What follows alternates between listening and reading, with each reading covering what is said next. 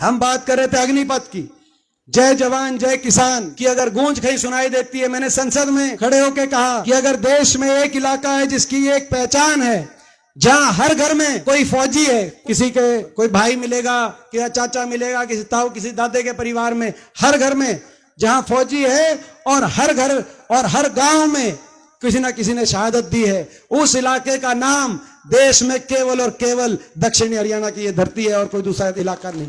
तो ये वो इलाका है। और यहां मांग कर रहे थे अही रेजिमेंट की। मैं संसद में खड़े होकर मैंने अही रेजिमेंट की हम मांग करते थे, मगर अही रेजिमेंट देना दूर है, सरकार ने लागू कर दी अग्निपथ योजना।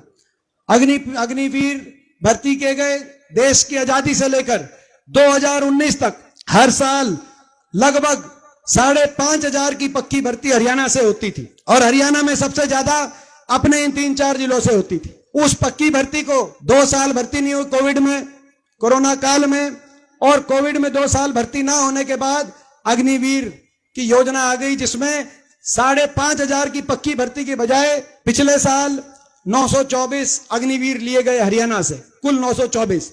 मगर इन 924 में से भी आपको पता है केवल 200-225 पक्के किए जाएंगे, 1/4, बाकी घर वापिस आ जाएंगे 4 साल के बाद। मैं समझता हूं कि कहां 5,500 की पक्की भर्ती अपने हरियाणा से और इस इलाके से हर साल सरकारें आई गई, चाहे भाई बीजेपी की सरकार हो चाहे वो कांग्रेस की सरकारें रही हूं, सरकारें आई गई देश में, लेकिन 5,500 की पक्की भर्ती का क्रम खत्म नहीं हुआ है राजनीति से ऊपर उठ के, क्योंकि फौज राजनीति से ऊपर उठ के।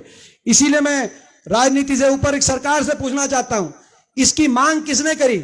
देश में ना तो फौज की मांग थी, क्योंकि जो फौज के जनरल रिटायर हुए उन्होंने कहा हम सारे आश्चर्यचकित हो गए, हमें पता नहीं था। ना तो फौज ने मांग करी, ना किसी पार्टी ने मांग करी, ना देश के नौजवान ने मांग करी, ना किसी पार्टी के घोषणा पत्र में था, कोई भाजपा के घोषणा पत्र में यह बात नहीं थी, और ना ही फौज में कोई ऐसी कमी थी